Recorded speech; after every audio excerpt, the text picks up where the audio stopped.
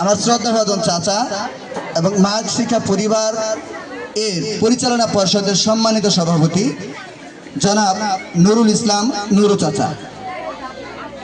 মঞ্চে উপবিষ্ট রয়েছেন আমার আরো একজন শিক্ষানুরাগী ব্যক্তি, বিশিষ্ট সমাজসেবক, বাস্তল কেন্দ্রীয় জামে মসজিদের সাধারণ সম্পাদক, আমার অত্যন্ত কাছের মানুষ জনাব আফজাল হোসেন আফজাল ভাই।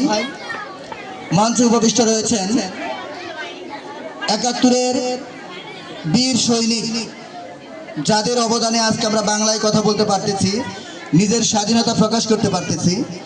সেই শ্রদ্ধাভাজন ব্যক্তি আমার দাদা জনাব মোহাম্মদ ইয়াকুব আলী।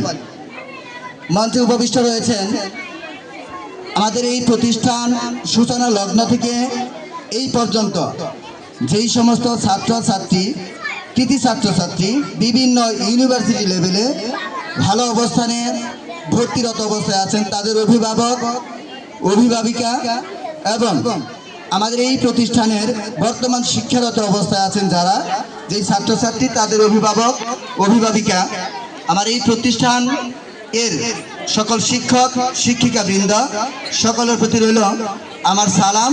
এবং আমার মঞ্চের সামনে কচি কাঁচা স্নেহের ছাত্রছাত্রী যারা আছেন, তাদের সকলের প্রতি রইল আমার সালাম। আসসালামু আলাইকুম।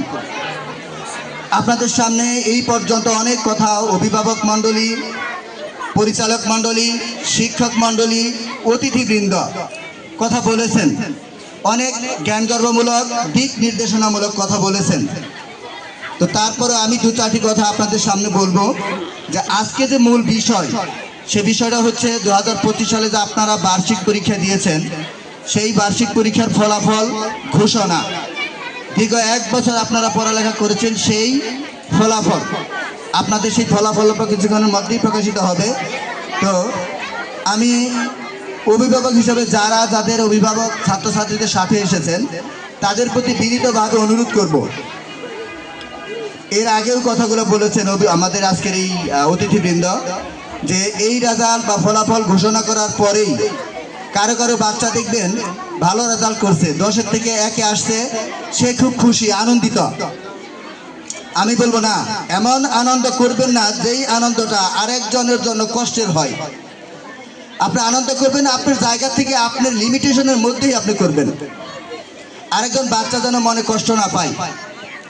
এবং যিনি রুল 1 হবেন, যার রুল 1 হবেন, তাকেও আমি রিকোয়েস্ট করব, আপনিও আপনার আনন্দটা একটি সীমানার মধ্যে রাখবেন এবং চিন্তা করবেন সামনেও যেন আপনার রুলটা 1 থাকে।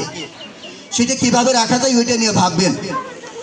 আর আপনি শুধু একা একা ভালো হবেন এটা হলে চলবে না, সমাজ ভালো চলবে না, দেশ ভালো চলবে না। আপনি সুন্দর হবেন, আপনি ভালো হবেন, আপনার পাশের মানুষকে ভালো হওয়ার জন্য পরামর্শ দিতে হবে, কিভাবে ভালো হওয়া যায়। তাহলে আপনি শান্তিতে থাকবেন, সুখে থাকবেন, এই দেশটা সুন্দরভাবে গড়ে তুলতে পারবেন। তো অভিভাবক মণ্ডলীকে বলবো যে রুল 1, 2, 3, 5 এটা মূল বিষয় না।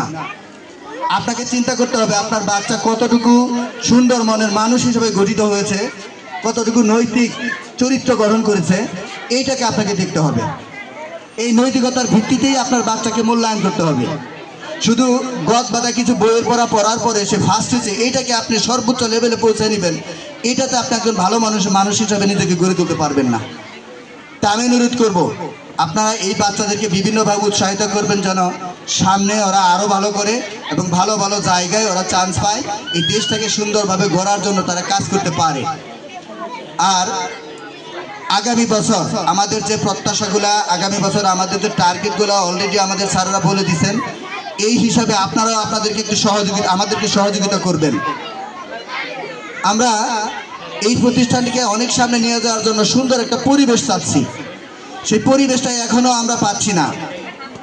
এখানে শুভাকাঙ্ক্ষী হিসেবে যারা আমাদের মঞ্চে উপস্থিত আছেন, তাদেরকে আমি অনুরোধ করব, আপনারা আমাদের এই পরিবেশটাকে সুন্দর করে সাজিয়ে দিবেন। তাহলে আপনারা যে প্রত্যাশা আমাদের কাছে করেছেন যে এই স্কুল এবং এই ইউনিয়ন যেন বাংলার প্রত্যেকটা জায়গায় পরিচিত হয়, আমরা ইনশাল্লাহ চেষ্টা করবো, আমাদের দিক থেকে সর্বোচ্চ লেভেলের চেষ্টা করব, যদি সুন্দর একটা পরিবেশ আপনারা আমাদেরকে দিতে পারেন।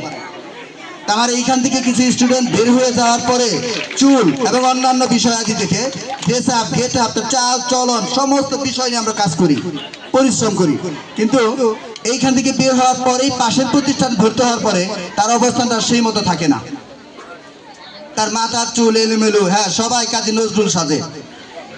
সেইখানে আমার খুব কষ্ট হয় যে সেইখানেও প্রতিষ্ঠানে কেউ আছেন, তো সেইগুলোকে তাকে একটু নিয়ন্ত্রণ করার ব্যবস্থা আমার এই আজকের মঞ্চে যারা আছেন তাদেরকে আমি অনুরোধ করবো, আপনারা একটু তাদেরকেও বলবেন যেন ওই পরিবেশটা সুন্দর থাকে, সুন্দর রাখে। তো আমি আর আসলে কথা বাড়াবো না, এখানে বাচ্চাদের ধৈর্যচ্যুতি হচ্ছে।